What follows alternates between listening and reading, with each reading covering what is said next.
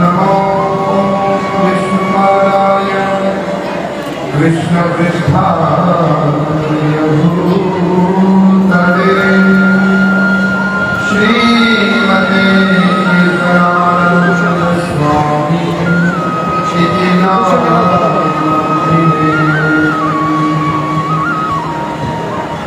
नमस्ते भक्तिपराय प्रभुपादप्रियाय लीलाक्षेत्रं परं स्थापिताम्यपाश्रमे।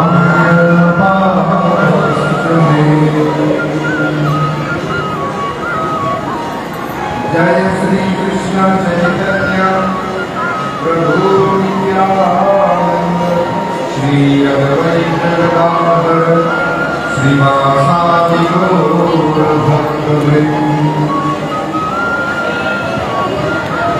हरे कृष्णा कृष्ण कृष्ण हरे हरे हरे राम राम राम हरे हरे। सर्वप्रथम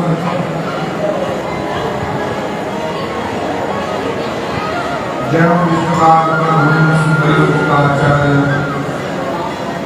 श्री श्रीमद अष्टोत्तर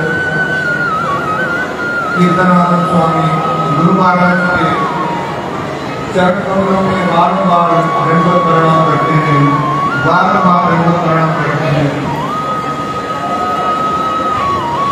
और उसके पश्चात जो गुरु महाराज के चरण कमलों की कृपा दृष्टि से, उनकी करुणा और उनकी कृपा से इतने सारे वैष्णव भक्त जो है हरिनाम संकीर्तन कर रहे हैं, उन सभी भक्त के चरण कमलों में बार बार कोटि कोटि दंडवत प्रणाम और माताओं को दंडवत प्रणाम करें। सभी उपस्थित भक्तवृंद, इसमें वरिष्ठ गुरु भाई भी उपस्थित हैं, गुरु बहनें भी उपस्थित हैं।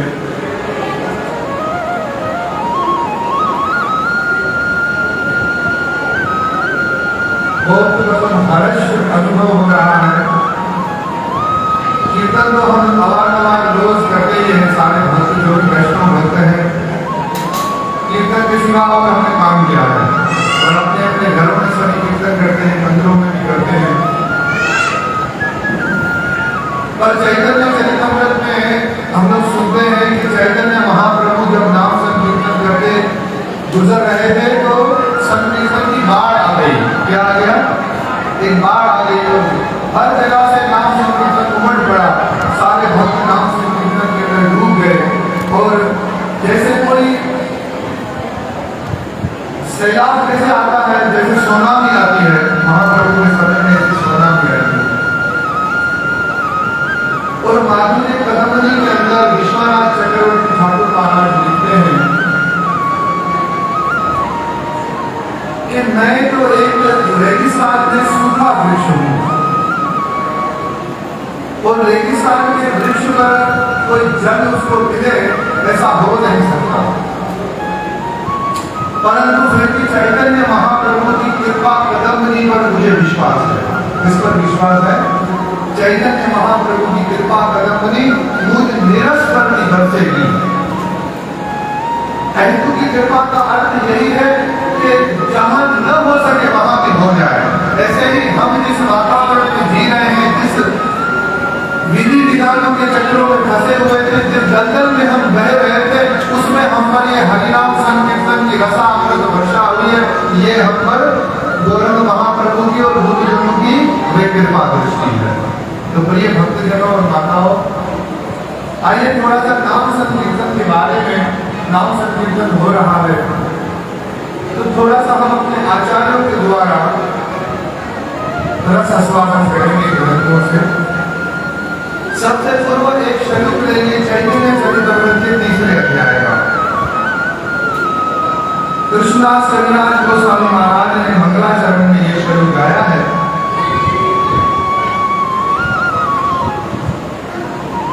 पर आप सभी भक्तों ने भी इसको अक्सर सुना होगा, दोहराया भी होगा। संकीर्तन तो चारों युगों में हो रहा है, युगों युगों में हो रहा है, सभी मनवंतरों में भी हो रहा है। ऐसा नहीं है कि संकीर्तन नहीं हो रहा है, पर जो हम इस 28वें कलयुग में ये चैतन्य महाप्रभु के स्वर्ण युग में जो हम नाम संकीर्तन कर रहे हैं, इसकी विशेषता क्या है? जैसे आप लोग ने बिरयानी के साथ जो रायता बहुत खाया था, और आज आप लोग ने खिचड़ी के साथ बूंदी वाला रायता खाया, तो एक विशेषता थी कि भाई रायते में बूंदी थी। देखो ध्यान दो, वर्षा वालों के ताली बजानी, एक तो खिचड़ा, फिर उसके साथ बूंदी वाला रायता और फिर रोल था। देखिए अभी कोई यहाँ शरबत डालेगा तो हमें खिलाएगा तो हम लोग घेरो घेरो, पर पर्दे के पीछे सेवा प्रसाद बजाने वालों की होती है। वो मैं जैसे ही द्वार से सुबह आया जब, तो श्रीमान प्रहलाद प्रभु कह रहे थे कि भाई देखो आप तो कीर्तन के आनंद में रहे, हम किचन के आनंद में रहेंगे। तो मैंने एक बात कही कि अगर किचन में आनंद ना हो तो कीर्तन वाले भी घर से चले जाएंगे। तो कीर्तन का जो आनंद है वही कीर्तन वालों को भी उत्साहित किए हुए है। तो मैं एक विशेष बात बताने के लिए मिसाल आपको दी कि चैतन्य महाप्रभु ने क्या ऐसा दिया जिसकी वजह से चैतन्य महाप्रभु को इतना करुणामय अवतार कहा जाता है, वदन्य अवतार कहा जाता है। तो यहाँ तक आचार्यों ने लिखा है कि चैतन्य महाप्रभु ने जो हमें दिया है वो किसी अवतार ने भी नहीं दिया, वो श्री कृष्ण ने भी नहीं दिया, ऐसा लिखा है। इसका प्रमाण भी देंगे। हालांकि चैतन्य महाप्रभु साक्षात श्री कृष्ण है, पर है गौरांग, और गौरांग ने जो दिया वो किसी अवतार ने नहीं दिया, अवतार ने श्री कृष्ण ने नहीं दिया, तो फिर और कोई संत कोई गुरु भी नहीं दे सकता है। और एक विशेष शब्द पूज्य चरण हमारे प्रभुदास प्रभु जी ने कहा था कि हम सब रूप अनु का वर्ग हैं। ऐसा हम क्या करेंगे तो हम रूप अनु का वर्ग होंगे। ऐसे हम सब बोले कि भाई हम फौजी है तो फौजी नहीं होने लगे, हमारे आर्मी ज्वाइन करनी पड़ेगी और फिर फौज की ट्रेनिंग भी लेनी पड़ेगी। बिना फौज की ट्रेनिंग के कोई आर्मी वाला नहीं हो सकता। इसलिए रूप अनु का वर्ग जो प्रभु ने हमें बताया कि हमारा लक्ष्य है और हमें रूप अनु का वर्ग होना है, परंतु उससे पूर्व हमें कुछ भूमिका निभानी पड़ेगी, कुछ किरदार अदा करना पड़ेगा, तब जाकर के हम होंगे क्या। और जैसे देखो किसी के पास अगर शनाख्ती कार्ड नहीं हो तो वो आदमी पाकिस्तानी चुनाव नहीं होगा, सीधी सी बात है। जिसके पास शनाख्ती कार्ड नहीं होगा पाकिस्तानी नहीं होगा, वो नहीं होगा ना। ऐसे क्या ऐसा चैतन्य महाप्रभु ने क्या किया, पहले इस बात पर चर्चा करेंगे क्योंकि समय दौड़ रहा है, हमें समय के साथ पहुंचना है। अन्नदान चिरम चिराग करुणावती रणकलो समर्पितम पुनः उज्ज्वल रसाम सर्वभक्ति आश्रयम हरि हरि पूर्ण सुंदर भुवि कदम संजीवितः सदा हृदय कंदरे स्वपुरे ये श्री रूप गोस्वामी ने विजय माधव ने ये मंगलाचरण का स्वरूप लिखा। इसी शब्द को लेकर के चैतन्य चरितमृत में कृष्णदास कविराज गोस्वामी महाराज बताते हैं। इसका अर्थ है जो लंबे अरसे से नहीं दिया गया, क्या कह रहे हैं, अन्न अर्पित चिरम चिराग जो नहीं दिया गया। तो ब्रह्मा जी के एक दिन में एक बार ही दिया जाता है। कीर्तन तो हर युग में हो रहा है, नारद जी कीर्तन करते हैं, बड़े बड़े मुनि कीर्तन करके गए हैं, पर चैतन्य महाप्रभु ने जो हमें दिया वो कीर्तन के साथ ऐसा क्या दिया जिसकी वजह से इसकी इतनी विशेषता है। तो कहते हैं सौवर्ण कांति समूह के द्वारा दिव्यमान सचिनंदन श्री गौर हरि की सदा तुम्हारे हृदय कंदरे में सफल तुम्हारे दिल की जो गहराई है उसमें वो सोने की तरह चमकने वाले चैतन्य महाप्रभु, सोने की तरह चमकने वाले चैतन्य महाप्रभु विराजमान है, आशीर्वाद देते हैं। और उन्होंने जिस सर्वोत्कृष्ट उज्ज्वल रस, क्या किया?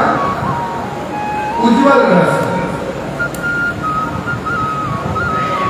दान कभी जगत को नहीं किया, उसी निज भक्ति रूपी संपत्ति का दान करने के लिए, जो उज्ज्वल रस उन्होंने नहीं किया था, वे उज्ज्वल रस का दान करने के लिए आए। वे परम करुणा वशा कलयुग में अवतीर्ण हुए, प्रकट हुए चैतन्य महाप्रभु। अब थोड़ा समझिए वो उज्ज्वल रस क्या है। वो उन्नत का मतलब सर्वोत्तम, उज्ज्वल मतलब प्रकाशमान, रस को आप सब समझते हैं। अभी तो हमारे कीर्तन के साथ भी बहुत सुंदर कीर्तन रसा अमृत क्या लगा है, तो रस की बात हो जाए तो रस की बात करेंगे। रस क्या? ऐसा चैतन्य महाप्रभु क्या लेने आए? जब चैतन्य महाप्रभु आए थे, हमारे आचार्य शिरोमणि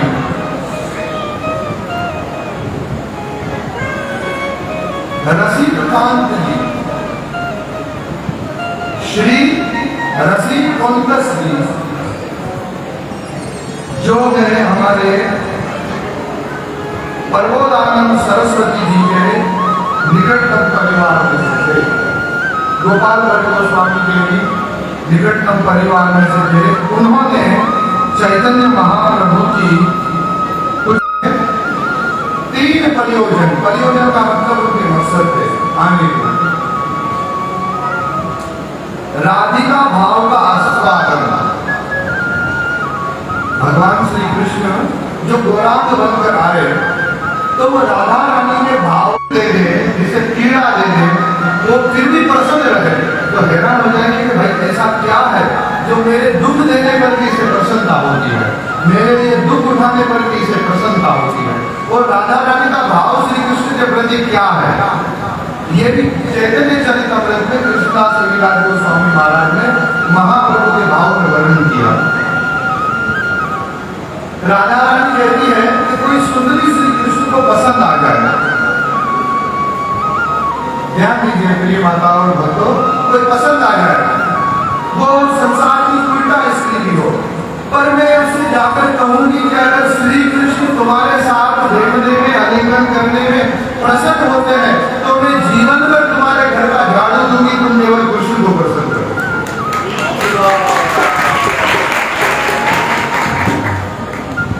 देखिए तो प्रेम और काम में इतना ही फर्क है कि काम में व्यक्ति भोगना चाहता है और प्रेम में व्यक्ति अपना सब कुछ जुटा है, प्रेम की दिशा है।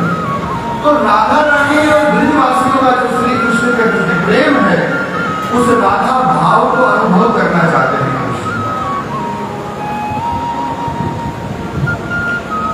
चैतन्य महाप्रभु के चरित्र में एक जगह पर बताया कि श्री कृष्ण राधा रानी से कहते हैं कि हे राधिके, मैं तुम्हारे भाव को आस्वादन करना चाहता हूँ, इसीलिए मैं जो है धरती पर जाना चाहता हूँ।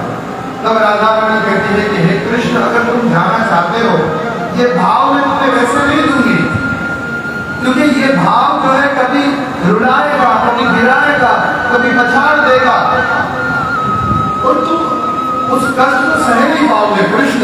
हाँ, एक बात है कि मैं तुम्हारे हृदय में भी रहूं और बाहर से भी तुम्हें निपट जाओ। जब आप इस भाव में गिरोगे तो आप नहीं गिरोगे, मैं गिरूंगी धरती, आप नहीं, मैं गिरूंगी। ये भाव, तो इसीलिए कृष्ण बाहर से भी आता है, चैतन्य महाप्रभु के रूप में और भाव से भी आता है, उनका स्वर्ण वर्ण है। तो पहली अभिलाषा राधा भाव को समझना। दूसरा यह है अंतरांत प्रयोजन, गहरी दिली ख्वाहिश है चैतन्य महाप्रभु की। दूसरा भक्ति वितरण, ये विशेष प्रयोजन है। दूसरा क्या है? एक तो अंतरांत अपनी दिली ख्वाहिश है, एक खास मकसद है कि भाई भक्ति बांटनी है सबको। कौन सी भक्ति बांटनी है? सर्वधर्मान् परित्यज्य मामेकं शरणं व्रज, सब फल मुझे दे दो, ये नहीं। मंजरी भाव साधना ब्रज के भक्त जिस भाव से भक्ति करते हैं उस भाव से भी नहीं, उनका दास्य स्वीकार करके उनके दास बनकर श्री कृष्ण की सेवा करना। ये नहीं कि हम ललिता बनेंगे, विशाखा बनेंगे, मधुमंगल सुमंगल बनेंगे, या मनसुखा बनेंगे, या यशोदा मैया बनेंगे, कि नंद बाबा बनेंगे, नहीं। ब्रज के भक्तों का जो भाव है उसका दास्य स्वीकार करके, और खास करके रूप गोस्वामी, सनातन गोस्वामी का, षड गोस्वामियों का दास्य पहले स्वीकार करेंगे तो ब्रज भक्ति समझ में आएगी, नहीं करेंगे। अब कहते हैं तो उस किंकरी भाव क्या है ये समझिए। एक सखी भाव बताया, माधुर्य भाव, सबसे उत्तम भाव बताया माधुर्य। माधुर्य का मतलब श्री कृष्ण के साथ प्रेमिका का संबंध निभाना, ध्यान दीजिए। पर हमारी जो ये गौड़ीय वैष्णव परंपरा है, कोई भी भक्त या माता जी अपने आप को सीधा श्री कृष्ण की प्रेमिका नहीं सिद्ध करेगा। क्यों? वह अधिकार राधा रानी का है। किसका है? ये राधा रानी का है। कभी वृंदावन में गोपिका रूप उनको मिल भी जाए जिनका राधा रानी के प्रति दास्य है, प्रिय माताओं और भक्तों, तो भी ब्रज में वो रूप मिलने के बाद भी वहां कभी श्री कृष्ण आ भी जाए और कहे कि आओ मैं तुम्हारे साथ रास करूं, तो ये जो हमारी जो परंपरा की जो साधना है किंकरी भाव, वो कहेगी कि नहीं, बिना किशोरी जी के हम कभी भी आपके साथ कोई लीला नहीं करेंगे, कुछ भी नहीं करेंगे। हम तो केवल और केवल आपको राधा जी के साथ देखना चाहते हैं, झूले पे झुलाना चाहते हैं, आपको हम सारी सेवा करेंगे, मगर आपको वो सारा सुख प्रिया जी को देगा। और इस किंकरी का इतना विशेषत्व है कि कभी राधा रानी रूठ जाए और श्री कृष्ण आकर के इन किंकरियों से क्षमा याचना करते हैं कि कभी राधा जी को प्रसन्न करो और मेरी सिफारिश करो। ये किंकरियां श्री कृष्ण से कुछ नहीं मांगती, ये राधा दास्य में प्रसन्न है, राधा दास्य में शुभ है, एक किंकरी भाव। और इसमें भी देह से हमें देखिए, अभी अगर हम सीधे सीधे गोपियों के दास बन जाएंगे तो फिर एकादशी रखना, कीर्तन करना, माला करना, ये तो कुछ हमारे लिए नहीं है। लेकिन हमें साधन जैसे षड गोस्वामी का और गौड़ीय आचार्यों की शरणागति लेनी पड़ेगी, क्योंकि साधन लेके रहकर जो हम साधन करेंगे आचार्यों की कृपा से और जो चिंतन करेंगे तो सिद्ध देह में वैसी प्राप्ति होगी। ऐसे नहीं है कि आपने सोच लिया और खीर में हाथ डाला हाथ झड़ेगा, नहीं, ऐसे नहीं होगा। उसके लिए ये देखिए, नाम संकीर्तन छोटी मोटी वस्तु नहीं है, ये छोटी मोटी वस्तु नहीं है। नाम बिना कछु नाहि कार, 14 भवन मांगे। भक्ति विनोद ठाकुर महाराज कहते हैं कि इस नाम के बिना 14 भवन में कुछ नहीं। पर किस तरह जब हम गुरु के पास जाते हैं तो गुरु हमें भाव देते हैं। क्या देते हैं? क्या सोचकर तुम कीर्तन करो, किस भाव से तुम कीर्तन करो।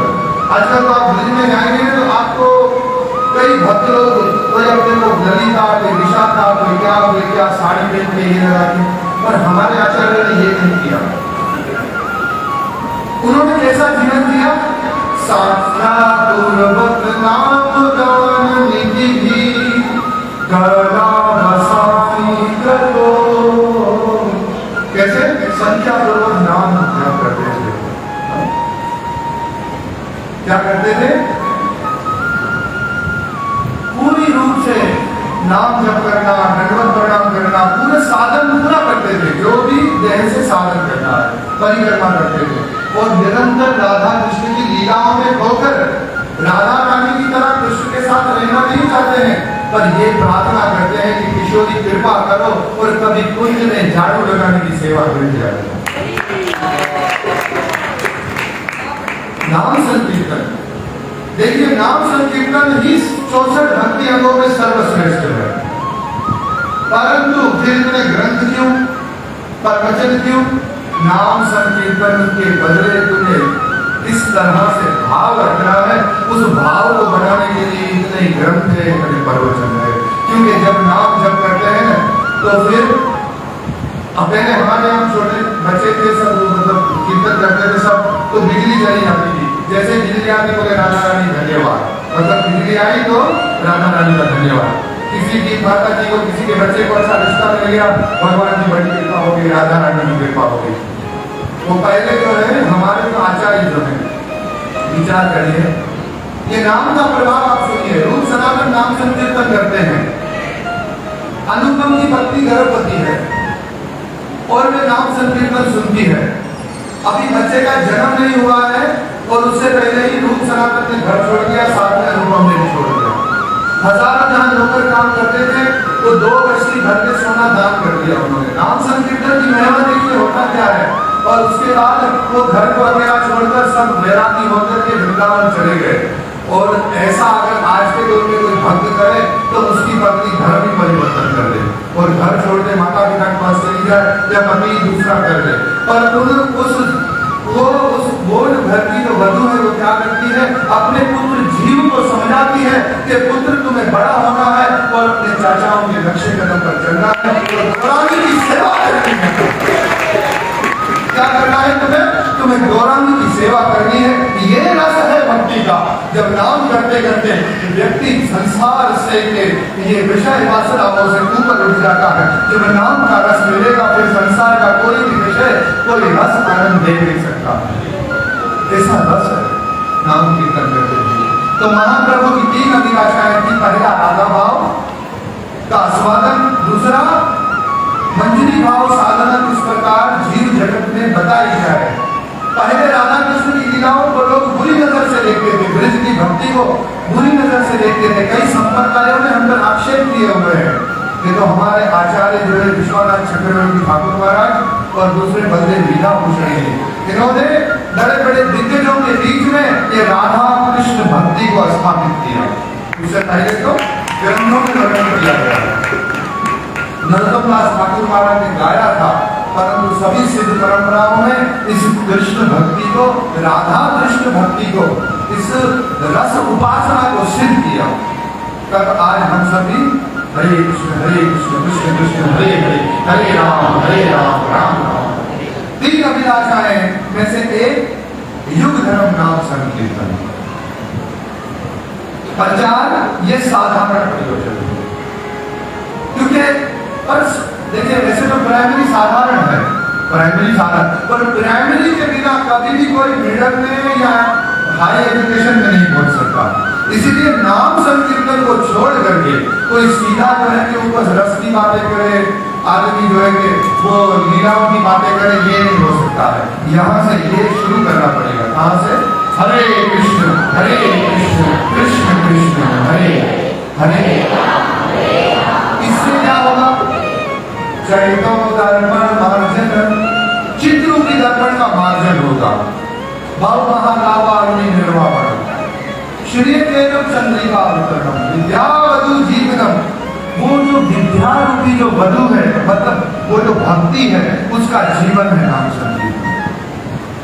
विद्या वधु जीवनम। अगर नाम संकीर्तन करेंगे और चित्त शुद्ध होगा तो भक्ति जब बढ़ेगी तब क्या होगा? आनंद और बुद्धिवर्धनम। आनंद आया नाम संकीर्तन में तो बुद्धि का वर्धन हुआ, और जब बुद्धि वर्धन होगा तब सर्व आत्मसंपन्नम परम विजय के श्री कृष्ण संकीर्तन पूरी आत्मा से। तो 3 प्रयोजन, पहला राधा भाव का आस्वादन, किंकरी भाव साधना का उज्ज्वल रस देना और नाम संकीर्तन, ये है सामान्य प्रयोजन। 3 अभिलाषाएं राधा रानी की भी पूर्ण हुई है जब चैतन्य महाप्रभु आए हैं। 3 मकसद महाप्रभु के थे, 3 अभिलाषाएं किसकी है? राधा रानी की भी पूरी हुई। श्री कृष्ण प्रेम को लोक लाज के कारण छुपाना पड़ता था।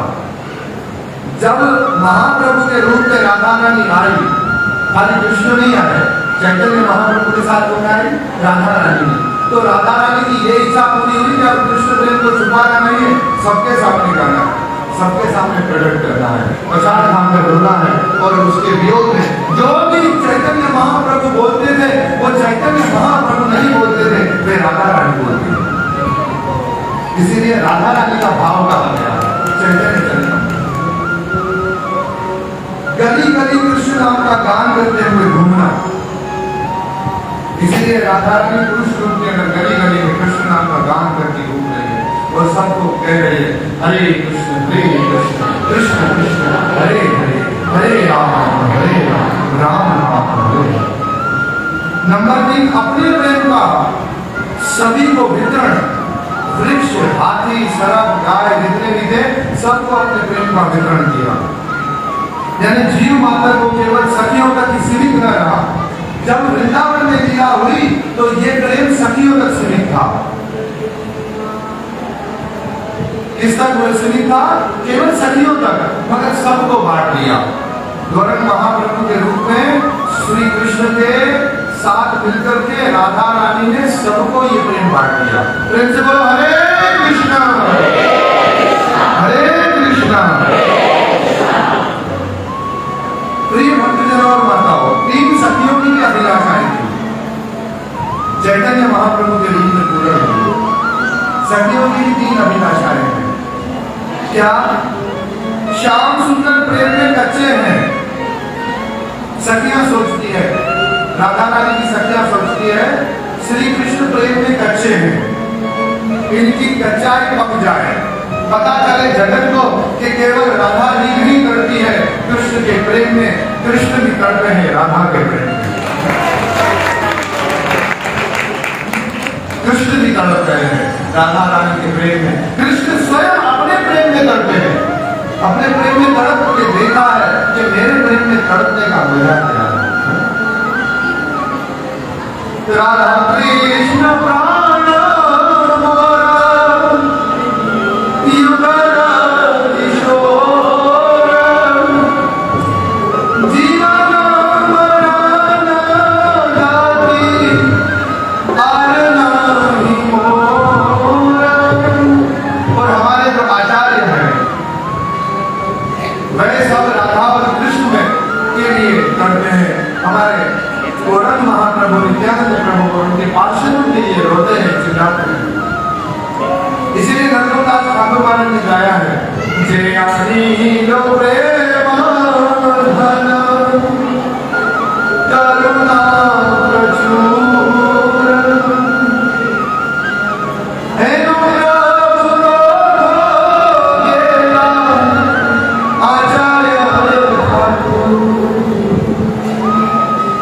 जो प्रेम का खजाना देख रहा है, अब वो कहां गए हमारे आचार्य। दूसरी अभिलाषा है सखियों की, श्री कृष्ण आत्मा राम है, आत्मकाम है, अपने आप में प्रसन्न है, वे समाप्त हो जाए और वे अधीर हो जाए, वे तड़पे।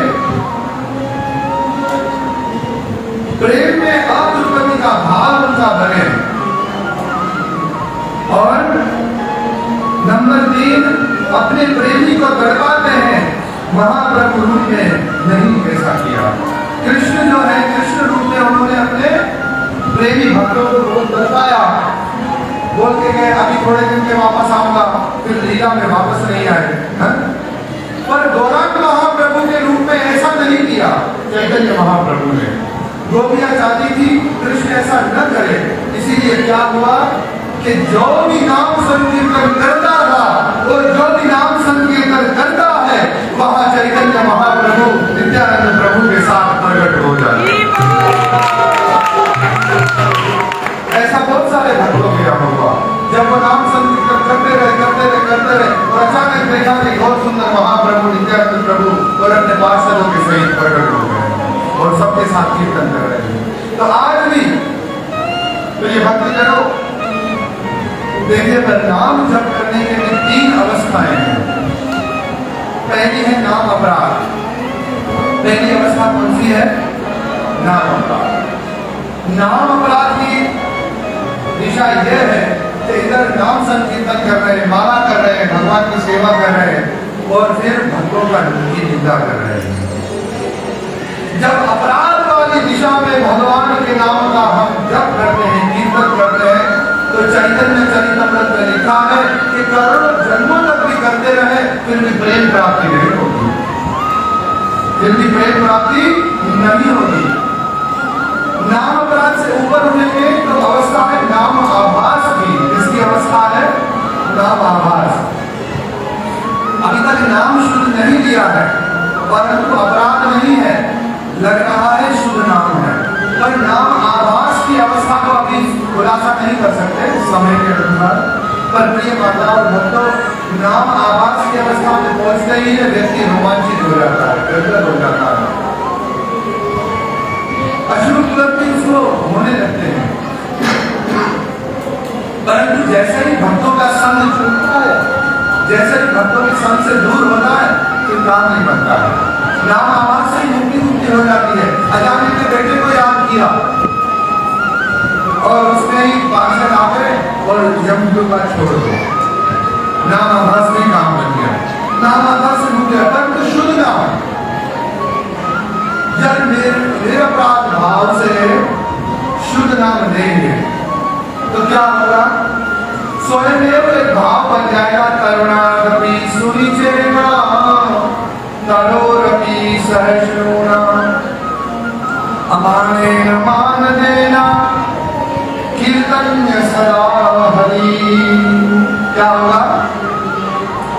देखिए, एक हम कहे करुणारपि सुनिचेना, एक हो जाएगा, इससे फर्क है। जैसे जैसे भजन बढ़ता जाएगा, जैसे जैसे भाव बढ़ता जाएगा, वैसे वैसे व्यक्ति विनम्र हो जाएगा,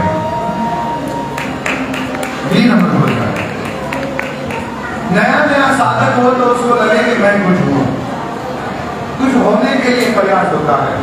और जब भजन बढ़ेगा और भाव बढ़ेगा, निरपराध भाव से नाम भजन करेंगे तो खुद ब खुद न होने का आभास होने लगेगा।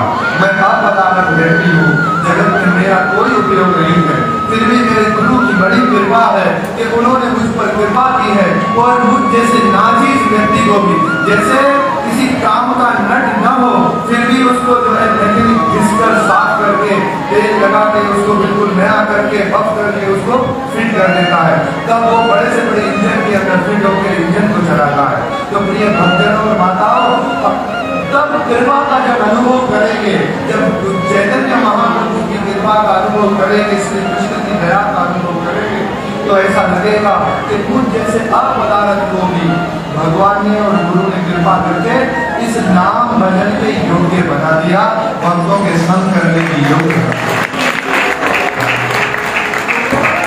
जब शुद्ध नाम निकलेगा तो कैसी दिशा होगी? नर्तन दास ठाकुर महाराज कहते हैं,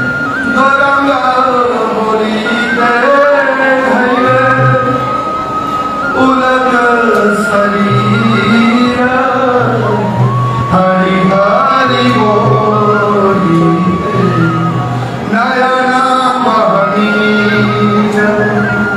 ऐसे ही नाम दे दिया, अभी तो गाय को बता है, फिर तो सुन लिया, किसी ने कहा कृष्ण और दिशा बदल जाए।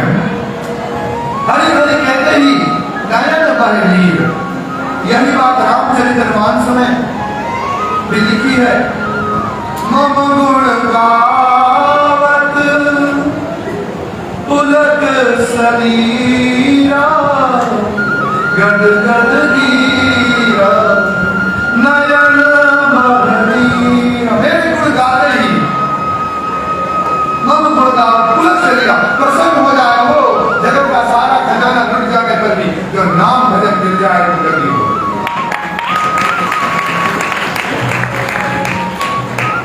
6-7 मिनट में छोटी सी कथा, ये नाम भजन की महिमा क्या है, ये गुरु से दीक्षा में जो मंत्र मिला है, जो ये नाम संकीर्तन, ये भगवत भक्ति, इसकी महिमा।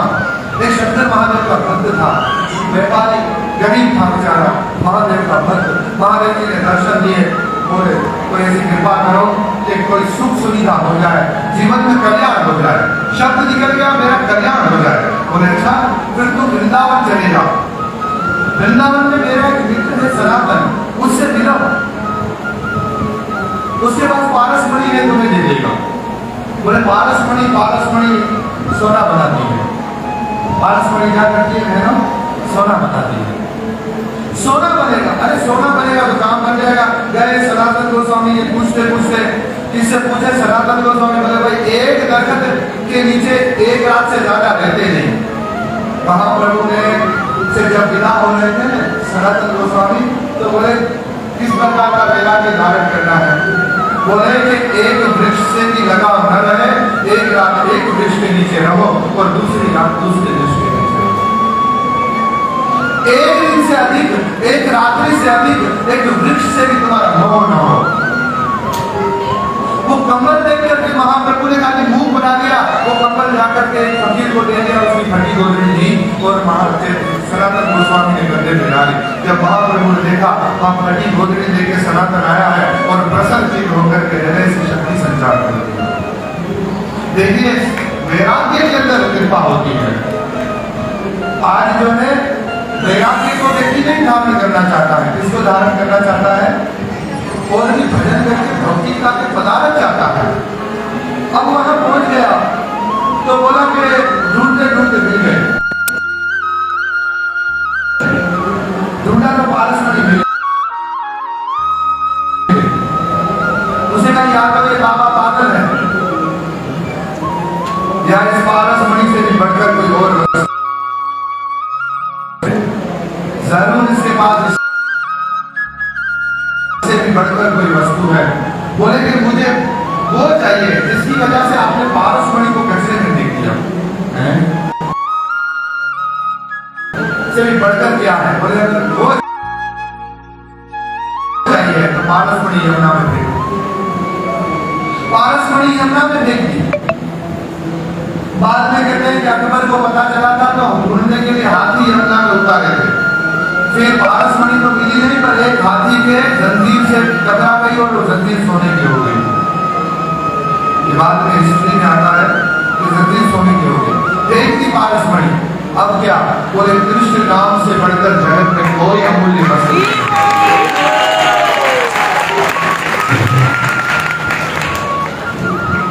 कृष्ण नाम से बढ़कर और कोई वस्तु नहीं। कृष्ण नाम की दीक्षा दी और वे आने वाला व्यक्ति परम वैष्णव बन गया। तो ये भक्तजनों और माताओं, आज से बहुत साल पहले 94 का वो समय था जब मैं अनायास आप वैष्णवों के बीच में आ गया और हरिनाम संकीर्तन जीवन का सद्भाग्य बन गया। और आज जो है हमारे बड़े बड़े गुरु भाई हमें परम वैष्णवों के रूप के अंदर स्वीकरण करते हैं, बाबा करते हैं। और आज मेरे नाम के साथ ये जुड़ गया कि ये पूरे पाकिस्तान में प्रचार करते हैं। तो देखो इसमें मेरा कुछ भी नहीं, ये जिनके चरण कमल यहाँ रखे श्रील प्रभुपाद जी के और ये गुरु महाराज श्री भक्तिपाद जी की कृपा को आप देखिए।